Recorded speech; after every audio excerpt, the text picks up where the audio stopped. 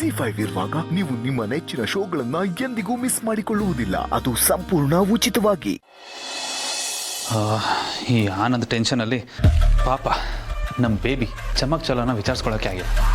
ಹೇಗಾದರೂ ಮಾಡಿ ಇವತ್ತವಳನ್ನ ಮೀಟ್ ಮಾಡಿ ಸಮಾಧಾನ ಮಾಡಿ ನಾನು ಸಮಾಧಾನ. ರೀ ಯಾರು ಗುರು ಈ ರಿಯೋನ ಪದ ಕಂಡು ಹಿಡ್ದಿದ್ದು? ಮಲ್ಲಿ ಇನ್ನೊಂದ್ಸತಿ ರಿಯೋ ಅಂದರೆ ನಾನು ನಾಲ್ಗೆ ಕತ್ತರಿಸ್ಬಿಡ್ತೀನಿ ಮಲ್ಲಿ. ಬನ್ರಿ ಬನ್ರಿ ಬನ್ರಿ ಬಾ ಮಲ್ಲಿ ಬಾ. ಮುಗಿತಾ ಮೀಟಿಂಗ್ ಎಲ್ಲ? ಮೀಟಿಂಗು ಮುಗೀತು, ಆಗಲೇ ಮುಗೀತು. ನಾನು ಹೊರಡ್ತೀನಿ. ಎಲ್ಲಿಗೆ? ಆಫೀಸ್ಗೆ ಹೋಗ್ತಿದ್ದೀರಾ? ಹಾಂ ಇಲ್ಲ, ಅದು ಆನಂದ್ ಬ್ರೋ ಹುಷಾರಾದ್ರೆ ದೇವ್ರಿಗೆ ನನ್ನ ಕಡೆಯಿಂದ ಒಂದು ಸ್ಪೆಷಲ್ ಪೂಜೆ ಮಾಡಿಸ್ತೀನಿ ಅಂತ ಅರ್ಕೆ ಹೋಗ್ತಿದ್ದೆ ಮಲ್ಲಿ. ಆ ಕೆಲಸದ ಮೇಲೆ ಹೋಗ್ತಾ ಇದ್ದೀನಿ. ದೇವಸ್ಥಾನಕ್ಕೆ ಹೋಗಿದ್ದು ಬಂದ್ಬಿಡ್ತೀನಿ. ಹೌದಾ? ಹರಕೆ ಎಲ್ಲ ಹೊತ್ಕೊಂಡಿದ್ರಾ? ತುಂಬಾ ಒಳ್ಳೆ ಕೆಲಸ ಮಾಡಿದ್ರಿ ರೀ. ನನಗಿದನ್ನೆಲ್ಲ ಕೇಳಿ ಸಾನೆ ಖುಷಿ ಆಗ್ತಾ ಐತೆ. ಇದನ್ನೆಲ್ಲ ಕೇಳಿ ನನಗೆ ನಿಮ್ಮ ಮೇಲೆ ಪ್ರೀತಿ ಅಭಿಮಾನ ಎಲ್ಲ ಉಕ್ಕಿ ಹರಿತಾ ಐತೆ. ನನಗಿಲ್ಲಿ ಉರಿತಾ ಇದೆ. ಸರಿ ಬನ್ನಿ, ನಾನು ನಿಮ್ ಜೊತೆ ಬರ್ತೀನಿ. ಬೇಡ. ಅಯ್ಯೋ ಯಾಕೆ? ಯಾಕೆ ಅಂದ್ರೆ ಪ್ರೆಗ್ನೆಂಟ್ ಮಲ್ಲಿ, ನೀನು ಮಗು ಇಟ್ಕೊಂಡು ಹೊಟ್ಟೆಲಿ ನೀನು ದೇವಸ್ಥಾನಕ್ಕೆ ಹೆಂಗ್ ಬರ್ತೀಯ? ಹೊರಗಡೆ ಎಲ್ಲ ಬೇಡ. ಅಯ್ಯೋ ನನ್ಗೆ ಹೊಟ್ಟೆ ಭಾರ ಅನ್ನೋದೊಂದು ಬಿಟ್ರೆ ಬೇರೆ ಏನು ಸಮಸ್ಯೆ ಇಲ್ಲ. ನಾನು ಎಲ್ಲಾದ್ರೂ ಹೋಗಿ ಬರ್ಬೋದು. ಭಾರ ಭಾರ ಆ ಭಾರನೇ ಸಮಸ್ಯೆ ಮಲ್ಲಿ. ನಾನು ಹೋಗೋ ದೇವಸ್ಥಾನಕ್ಕೆ ಮಿನಿಮಮ್ ಒಂದು 100 ಇಂದ 150 ಸ್ಟೆಪ್ಸ್ ಇದೆ, ಮೆಟ್ಲು ಹತ್ಬೇಕು. ನಾನೇನೋ ಹತ್ಬಿಡ್ತೀನಿ ಆರಾಮಾಗಿ ಈಸಿಯಾಗಿ.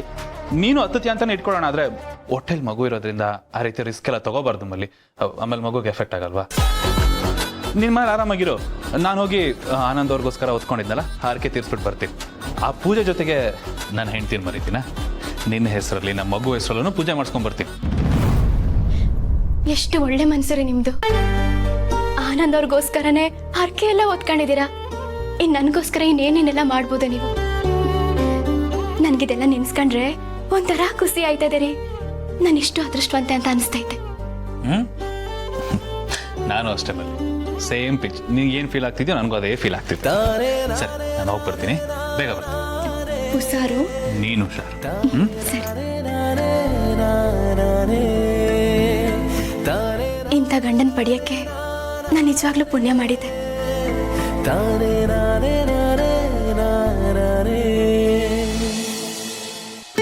ನಿಧಾನ.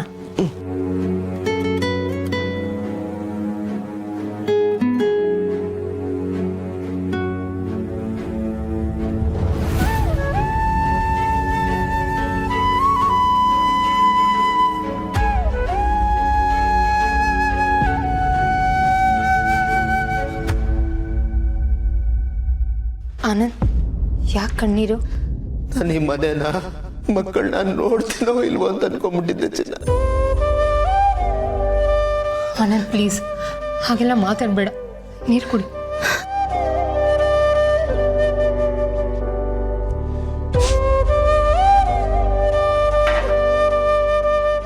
ಅಪರ್ಣ, ಫ್ರೆಂಡ್ಶಿಪ್ ಎಲ್ಲದಕ್ಕಿಂತ ದೊಡ್ಡ ಶಿಪ್ಪು. ಒಂದು ವೇಳೆ ನಾವೇನಾದ್ರೂ ಮುಳುಗುವಂಥ ಸಂದರ್ಭ ಬಂದಾಗ ಆ ಶಿಪ್ಪೇ ನಮ್ಮ ಕೈ ಹಿಡಿದ ಮೇಲೆತ್ತದು, ನಮ್ಮನ್ನ ಕಾಪಾಡೋದು, ದಡ ಸೇರಿಸೋದು ಅಂತ ನಾನೇ ಗಿಳಿನ ಹತ್ರ ಸುಮಾರು ಸರ್ತಿ ತಮಾಷೆ ಮಾಡಿದ್ದೀನಿ. ಈಗ ಅದು ನನ್ನ ವಿಷಯದಲ್ಲಿ ನಿಜ ಆಗೋಯ್ತು ನೋಡು. ನನ್ನ ಆಪ್ತ ಮಿತ್ರ ಅಂತಿರ್ತಾನೆ, ಆದ್ರೆ ನನ್ನ ಪಾಲ್ಗೆ ನಿಜವಾದ ಆಪತ್ ಬಾಂಧವ ಅವನು. ಡುಮ್ಮ ಸರಿದನಲ್ಲ, ಅವನು ತುಂಬಾನೇ ಗ್ರೇಟ್. ಅವನಿಗೆ ನಾವ್ ಏನು ಕೊಟ್ಟರು ಕಡಿಮೆನೆ. ಅವನ ಋಣನ 10 ಜನ್ಮ ಎದ್ದು ಬಂದ್ರು ನಾವು ತೀರ್ಸಕ್ಕಾಗಲ್ಲ ಕಣೆ. ಅಂತ ಗೆಳೆಯ, ಅಂತ ಗೆಳೆತನ ಸಿಗೋದಕ್ಕೆ ಅಪ್ಪ ನಾನಂತೂ ಪುಣ್ಯ ಮಾಡಿದ್ದೀನಿ. ಹೌದು ಆನಂದ್, ನಮ್ಮ ಡುಮ್ಮ ತುಂಬಾನೇ ಒಳ್ಳೆಯವನು. ಅವನಿಗೆ ತುಂಬಾ ದೊಡ್ಡ ಮನ್ಸಿದೆ. ಆ ಥರ ಸಿಗೋದೇ ತುಂಬಾ ಕಷ್ಟ. ಅವನ ಸಂಬಂಧಕ್ಕೆ ಎಷ್ಟು ಬೆಲೆ ಕೊಡ್ತಾನೆ ಅಂದ್ರೆ ತನ್ನವರು ಅಂತ ಅನ್ಸಿದ್ರೆ ಸಾಕು, ಯಾವ ಎಕ್ಸ್ಟೆಂಟ್ಗೆ ಬೇಕಾದ್ರೂ ಹೋಗ್ತಾನೆ, ಏನ್ ಬೇಕಾದ್ರೂ ಮಾಡ್ತಾನೆ. ನಿನ್ ವಿಷಯದಲ್ಲೇ ನೋಡು, ನಾನ್ ನಿನ್ನನ್ನ ಹೇಗ್ ನೋಡ್ಕೊಂಡೋ ಏನೋ ಗೊತ್ತಿಲ್ಲ, ಆದ್ರೆ ಅವನಂತೂ 3 ದಿವಸನೂ ಕಣ್ಣೇ ಮುಚ್ಚಿಲ್ಲ. ನಿನ್ ಪಕ್ಕದಲ್ಲೇ ಇದ್ದು ನೀನ್ ಯಾವಾಗ ಕಣ್ಬಿಡ್ತೀಯ, ಯಾವಾಗ ಎಚ್ಚರ ಆಗ್ತೀಯ ಅನ್ನೋ ನಿರೀಕ್ಷೆಯಲ್ಲಿ ನಿನ್ ಜೊತೆಲೇ ಇರ್ತಿದ್ದ. ಯಾವಾಗ್ಲೂ ನಿನ್ನನ್ನೇ ನೋಡ್ಕೊಂಡಿರ್ತಿದ್ದ. ಅವನಲ್ಲಿದ್ದಷ್ಟು ಹೊತ್ತೂ ಅವನ ಟೈಮ್ ಎಲ್ಲ ನಿನಗೆ ಕೊಡ್ತಿದ್ದ, ಎಲ್ಲೂ ಹೋಗಲಿಲ್ಲ. ಅಷ್ಟು ಚೆನ್ನಾಗಿ ನೋಡ್ಕೊಂಡ ನಿನ್ನನ್ನು. ಪಾಪ ಅವನು.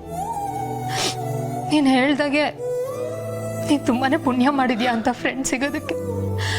ನಾವು ಅವನ್ನ ಡುಮ್ಮ ಅಂತ ರೇಗಿಸ್ತಿರ್ತೀವಿ, ಆದರೆ ಅವನ ಆಕಾರ ಎಷ್ಟು ದೊಡ್ಡದು, ಅವನ ಮನಸ್ಸು ಅಷ್ಟೇ ದೊಡ್ಡದು.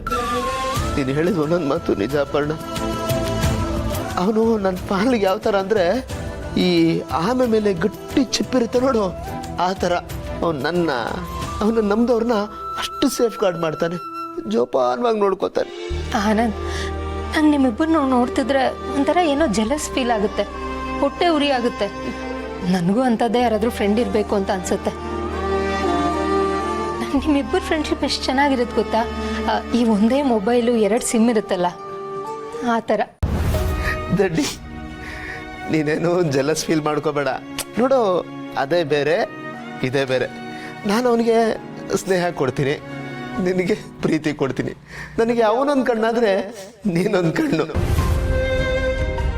ನೀನು ಏನು ಕಮ್ಮಿ ಅಲ್ಲಮ್ಮ, ಜಗಳ ಆಡಿದಾಗ ಡೈವರ್ಸ್ ಕೊಡೋ ರೇಂಜಿಗೆ ಕಿರ್ಚಾಡ್ತೀಯ. ಆದರೆ ಪ್ರೀತಿ ಅಂತ ಬಂದಾಗ ನನ್ನನ್ನು ಪ್ರೀತಿ ಮಾಡೋಷ್ಟು ಯಾರನ್ನೂ ಪ್ರೀತಿ ಮಾಡಲ್ಲ ನೀನು. ಹಾಂ, ಈಗ ನನಗೀಗ ಆದ ತಕ್ಷಣ ನೀನು ಸಿಕ್ಕಾಪಟ್ಟೆ ಗೋಳಾಡಿದ್ಯಾ, ತುಂಬ ಹತ್ತಿದ್ಯಾ, ದೇವ್ರ ಹತ್ರ ಸಿಕ್ಕಾಪಟ್ಟೆ ಬೇಡ್ಕೊಂಡಿದ್ಯಾ ತಾನೇ? ಹಾಂ, ನನಗೆ ಗೆಳೆಯ ಎಲ್ಲ ಹೇಳ್ದ. ಏನಿಲ್ಲ, ನಾನೇನು ಅಷ್ಟೊಂದು ವೀಕ್ ಅಲ್ಲ, ಸ್ಟ್ರಾಂಗ್ ಆಗೇ ಇದ್ದೆ, ಅಳ್ಳಿಲ್ಲ. ಹಾಂ, ನೋಡು, ಈ ಹೆಂಗಸರೆಲ್ಲ ಇಷ್ಟೇನೆ, ಕೆಳಗೆ ಬಿದ್ದರೂ ಲಿಪ್ಸ್ಟಿಕ್ ಹಾಳಾಗಿಲ್ಲ ಅಂತೀರ. ಎಂಥ ಸಂದರ್ಭದಲ್ಲೂ ನಿಮ್ಮ ಗತ್ತನ್ನ ಮಾತ್ರ ಬಿಟ್ಕೊಡಲ್ಲ. ಹ್ಞೂ, ಮತ್ತೆ ಅದನ್ನೇ ಹೇಗೆ ಬಿಟ್ಕೊಡೋಕ್ಕಾಗತ್ತೆ? ಅದಿದ್ರೇನೆ ಅಲ್ವಾ ಹೆಣ್ಮಕ್ಳು ಅಂತ ಅನ್ಸ್ಕೊಳ್ಳೋದು. ತಾಳಿ, ಕುಂಕುಮ, ಕಾಲುಂಗ್ರ ಥರ ಗತ್ತು ಗಮ್ಮತ್ತು ಅನ್ನೋದು ಹೆಣ್ಮಕ್ಳಿಗೆ ಟ್ರೇಡ್ ಮಾರ್ಕ್ ಇದ್ದಂಗೆ, ತಿಳ್ಕೊ. Okay madam. ಸರಿ, ಬಾ ರೆಸ್ಟ್ ಮಾಡುವಂತೆ. ಇರಲಿ, ಒಂದು ಸ್ವಲ್ಪ ಹೊತ್ತು ಟಿ ವಿ ನೋಡ್ತೀನಿ. ಸರಿ, ನೀನು ಟಿ ವಿ ನೋಡು, ನಾನು ಮನೆಯೆಲ್ಲ ಕ್ಲೀನ್ ಮಾಡಿಬಿಡ್ತೀನಿ. ಓಕೆ.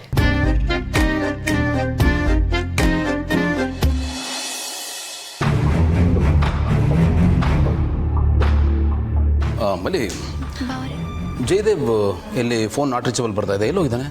ಅವರು ದೇವಸ್ಥಾನಕ್ಕೆ ಹೋಗವ್ರೆ.